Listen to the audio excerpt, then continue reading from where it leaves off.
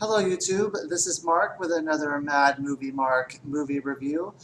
Today I am going to try to do the movie Tell No One. And when I say try to do the movie Tell No One, it's not because I'm on the fence as to whether this movie is good or not. That's not the case at all. It is in fact doing justice to this movie because I don't know if I will be able to or if anyone would be able to do justice to this movie in a movie review, but I'm going to try. First of all, this is a foreign language movie. It's all in French, so I'm not going to be very good at saying the actors' names out loud, so I'm going to put them in the comment section below just so that they get credit, because I don't want to butcher their names, and I've tried over and over again to get their names right, and it's just not happening. So let me go over a brief review. I'm only going to review the first half of this movie because the second half really needs to be watched, and I don't want to ruin anything. And then I'll just give general comments about it afterwards. So this movie essentially stars Alexander Beck and his wife Margot Beck.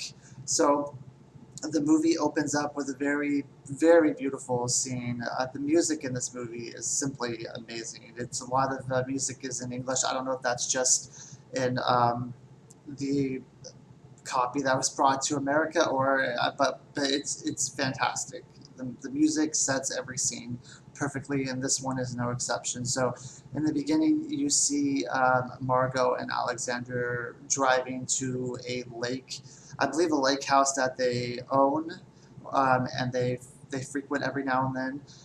This is supposed to be like a romantic evening getaway that they're going to.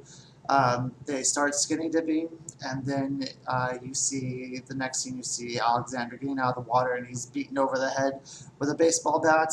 And then it kind of fades away, and it says 8 years later. 8 years later, we are shown that Alexander is a doctor. This will come into play later on. I won't say exactly how, but it will. Aspects of this will come into play.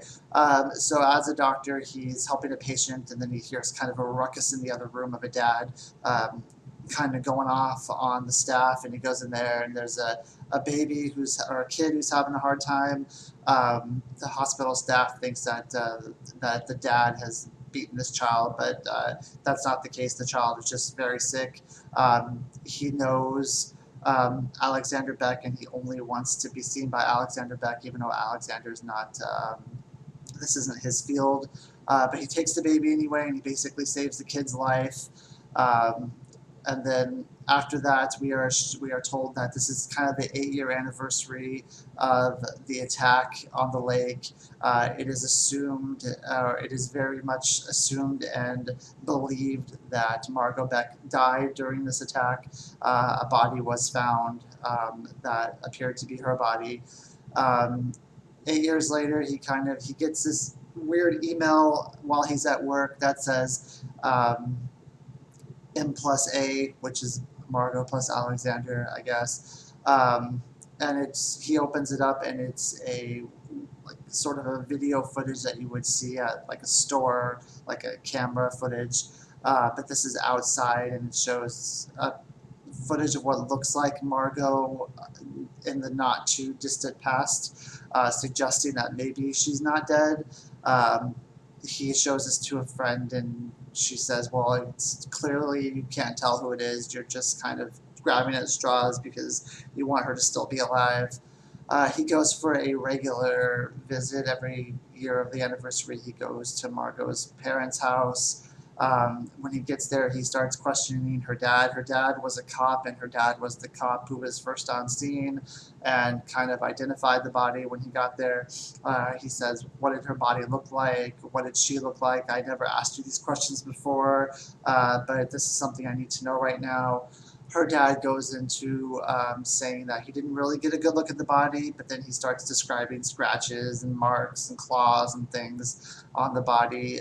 It was believed that she was killed by a notorious serial killer in the area at the time, and this had like all the earmarkings of the serial killer. There were kind of dead animals around the body, which is what his MO was, and then the marks and the abrasions on her were kind of the same as to what his MO would be. So her dad goes into all this and then gets very emotionally distraught and asks him to leave. Um, so he leaves, and then a bit later on in the movie, um, we are shown pictures of Margot that have just been found by the cops. They were hidden in like a lockbox that was in a mailbox that had been kept up for the past 8 years. This lockbox has pictures of Margot very bruised and beaten and battered in them.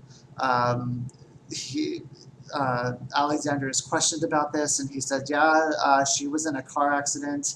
I was away on a trip at the time, but I've never seen these pictures, and I don't know anything about these pictures.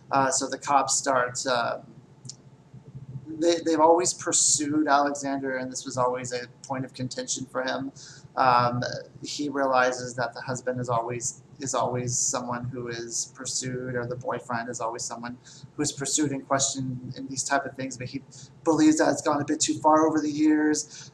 He's really their only suspect that they've had, and he just thinks that it's getting in the way of the investigation, that they should have gone through other routes except for just him. A little bit later on after this, a friend of Alexander's is brutally murdered at her job. The cops also suspect him because this is all things that are too coincidental, that are happening all at once. So they search his apartment. They find what they believe to be the murder weapon behind his TV. It's just taped to the back of his TV. The cops start closing in on Alexander. They go to his job, and he's tipped off by his lawyer that they're coming for him. So as he's helping a kid try to figure out what block colors match which blocks, he's has one of his patients. He just jumps out a window to get away, and it starts a foot pursuit in which he eventually gets away, and then after this, he kind of pursues an even dire mission to find out what happened to his wife and find out who killed her, because he still contests that he had nothing to do with it.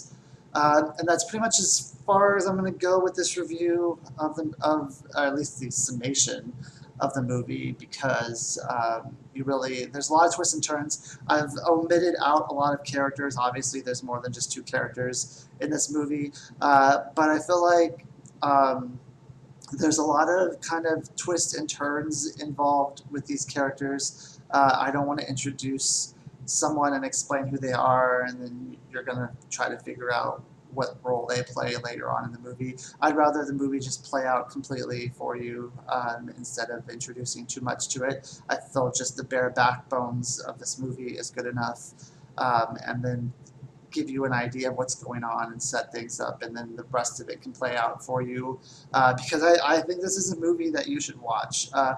To be perfectly honest, I watched this movie probably 10 years ago, I want to say.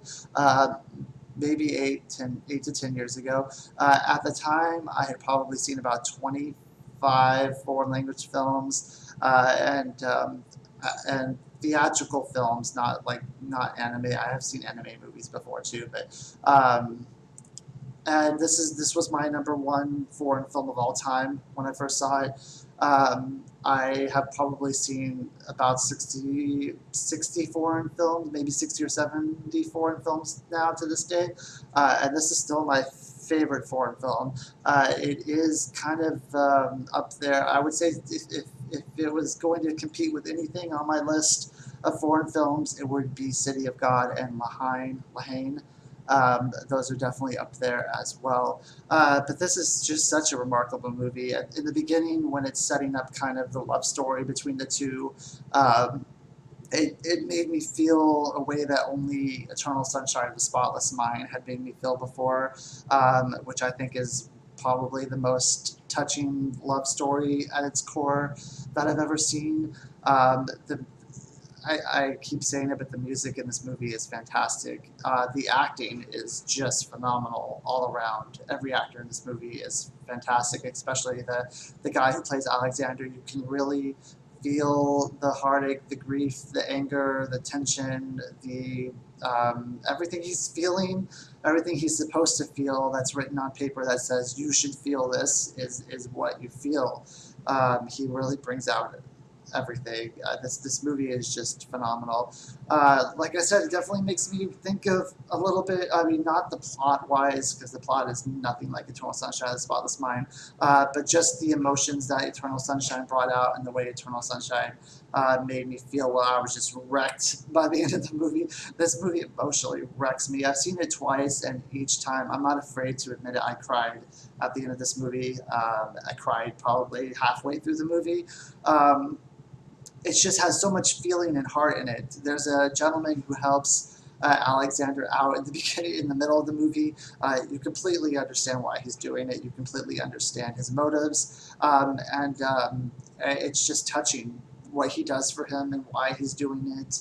And it's just an amazing story. I don't know, when I was explaining the plot of the story, where he's a doctor and he's running from the cops and he's trying to figure out what happened to his wife. It sounds a lot like the